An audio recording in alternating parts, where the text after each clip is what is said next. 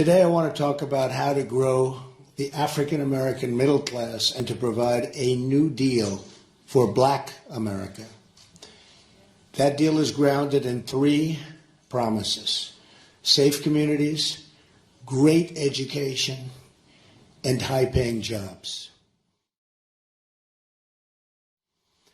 Every African American citizen in this country is entitled to a government that puts their jobs, wages, and security first. I'm asking today for the honor of your vote and the privilege to represent you as your president.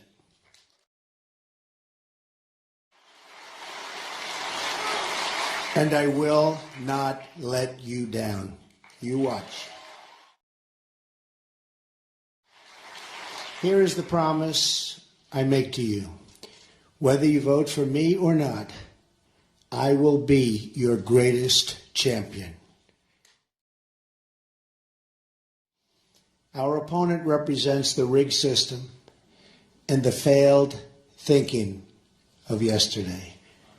Hillary Clinton's campaign offers only the depressing pessimism that says this is as good as it gets and it's never going to get better.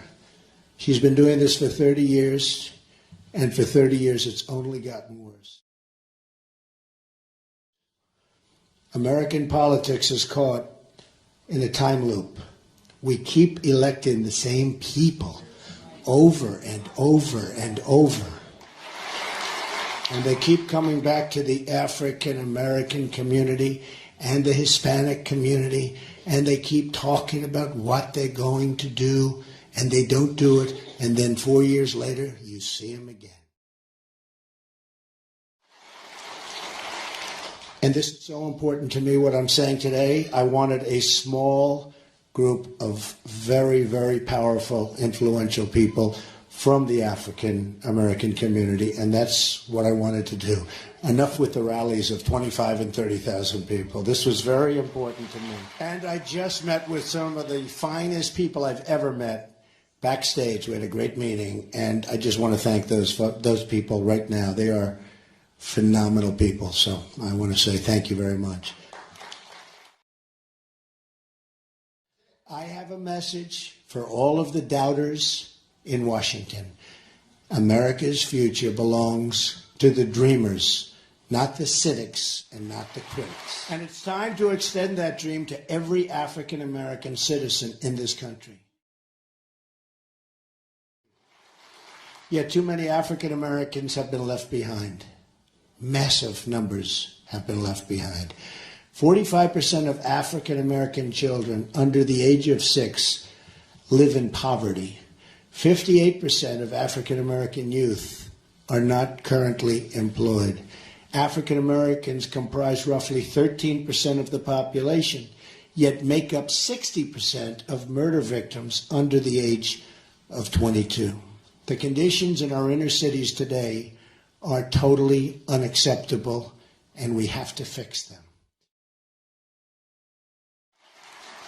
The Democrats have run our inner cities for 50, 60, 70 years or more, uninterrupted.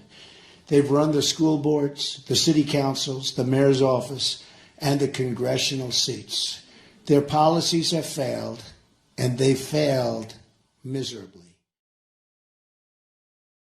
This state has lost nearly half of its manufacturing jobs since Bill and Hillary's NAFTA. Think of it, half. Decimating the African American community and the African American middle class, decimated.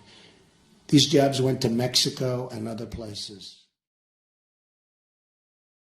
Hillary wants to raise taxes very, very substantially on everybody and on business, and especially on small business, as high as 45%. Which will only drive more jobs out of your community, out of our country, and into other countries. One of the greatest betrayals has been the issue of immigration. Illegal immigration violates the civil rights of African Americans. That's what's been happening. No group has been more economically harmed by decades of illegal immigration than low-income African American workers.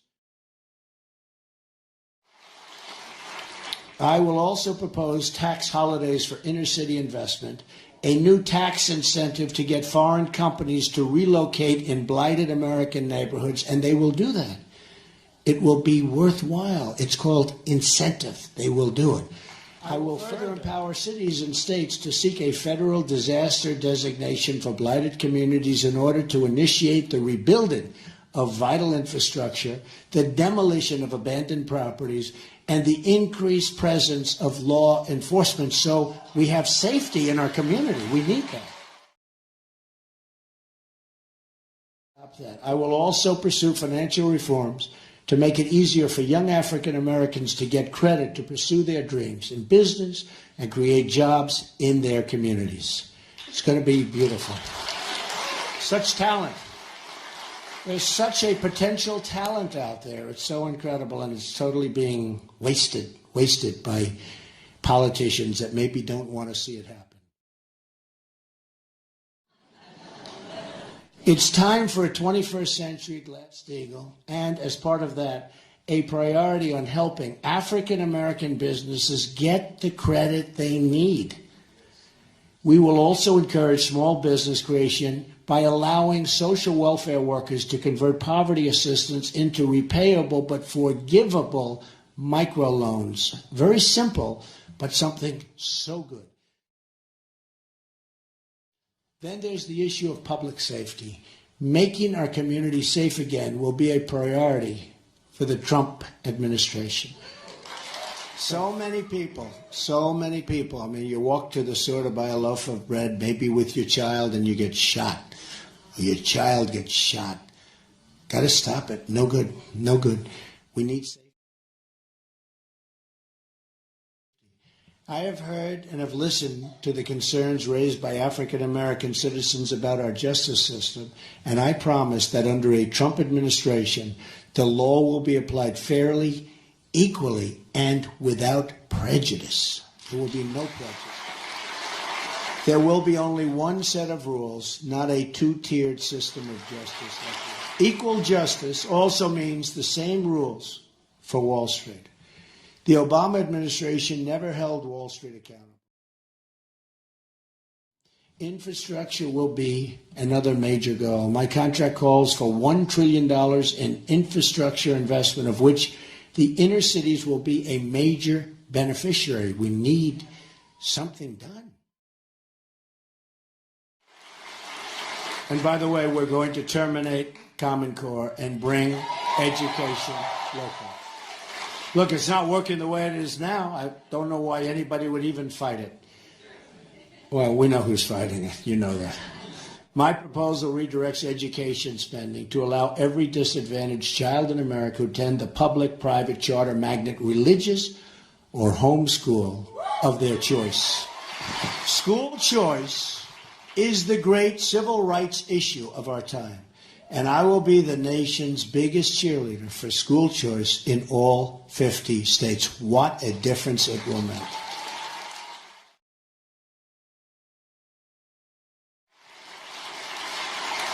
I will also be establishing a commission which will include some of the tremendous people I met backstage today. Raise your hands. I mean, you people were thank you. So great. Some great ideas.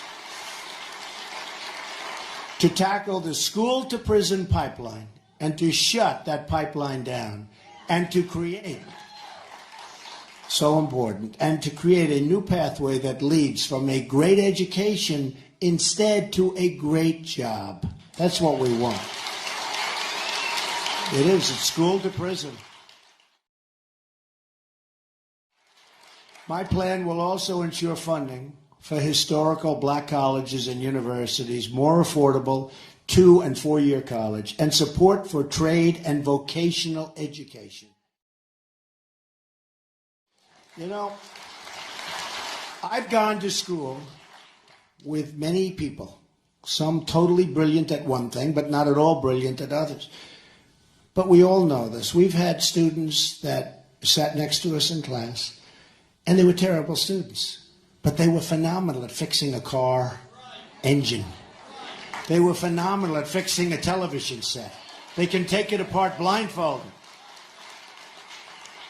And I can't do that. And you can't do that. But they were phenomenal at fixing things. We don't do that anymore. Remember, we used to have this great vocational education? They were talented. They were great. They were horrible students, and they were great. They can take a motor, they can take an engine apart blindfolded. And we have to bring that back. And that's what they love doing. That's what they love doing. And they'll do fantastically with it. Don't you think, right? So true. So we're going to get that going again. Finally today, my agenda includes the protection of religious liberty. That's something you'll never hear from Hillary Clinton, that I can tell you. The promotion of family and support for the African American church. It's been a tremendous power in this country for so many years.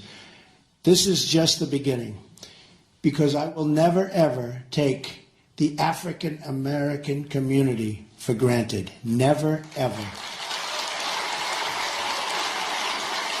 Unlike Hillary, who does nothing for the Hispanics or for the African American communities.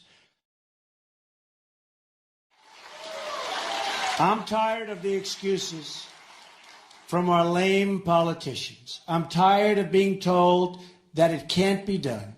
I'm tired of people asking Americans to defer their dreams for another day, but they really mean for many decades. Enough waiting. The time is now. There is nothing we cannot accomplish. There is no task or project too great. There is no dream outside of our reach. Everywhere I go in this country, all I see is untapped potential waiting to be set free. And maybe the greatest of that potential is in the African American communities. There's so much potential.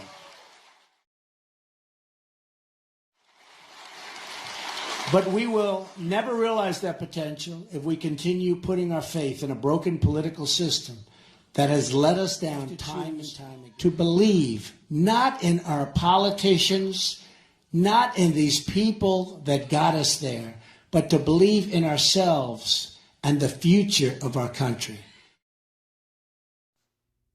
Yes, Donald Trump and I have talked.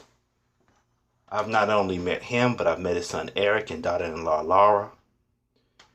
And they came looking for us.